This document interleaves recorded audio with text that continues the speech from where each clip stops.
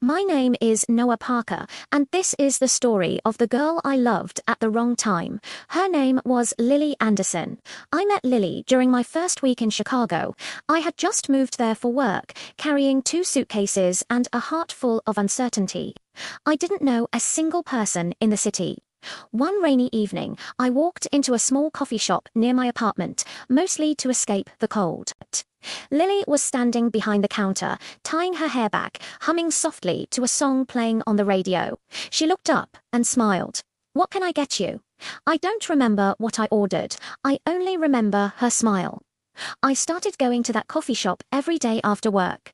At first, it was for the coffee. Later, it was for her. We began talking more. Small talk turned into long conversations. She told me she was studying graphic design and working part-time to support herself. I told her about my job, my fears, and how lonely the city felt. One night, as the shop was closing, she looked at me and said, "You know, you're the only reason I don't hate my night shifts anymore." That was the moment I knew I was falling for her. We started dating slowly. No rush, no pressure. Just late-night walks, cheap pizza, shared headphones, and laughter that felt effortless. Lily made life lighter, simpler. For the first time in years, I felt like I belonged somewhere. But life doesn't care when you're happy. One evening, Lily sat across from me at our favorite park. Her hands were shaking. "Noah, there's something I need to tell you." I looked at her, worried. "What's wrong?" She took a deep breath. "I got accepted into a design program in California. It's my dream, but it starts in 3 months." My heart sank. "3 months?" I asked quietly. She nodded. "I didn't apply thinking I'd get in. I didn't want to tell you until I was sure." We sat in silence, listening to distant traffic and the wind in the trees. I forced a smile.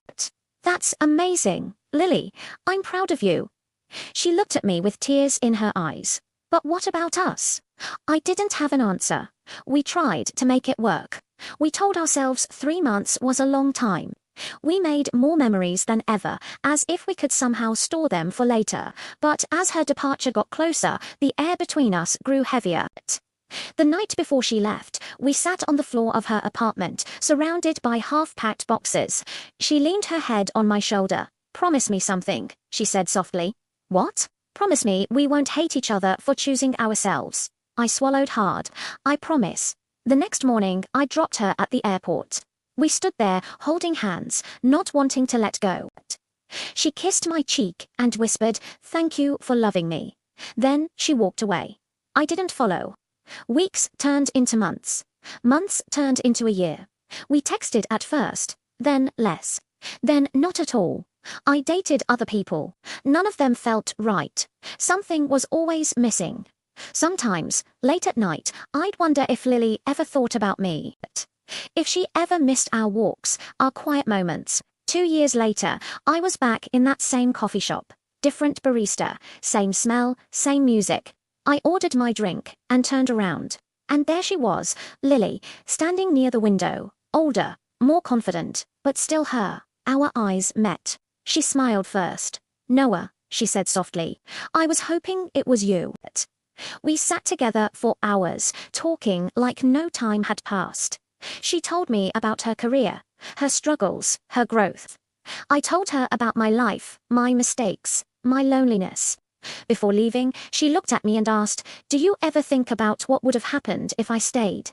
I smiled, sadly. "Every day." She nodded. "But I don't regret leaving." "Me neither," I said. "Because loving you taught me who I am." We hugged long and quiet. Then we walked in opposite directions. This time, without tears. Because some love stories aren't meant to last forever. Some are meant to change you. And sometimes, meeting again is just proof that it was real.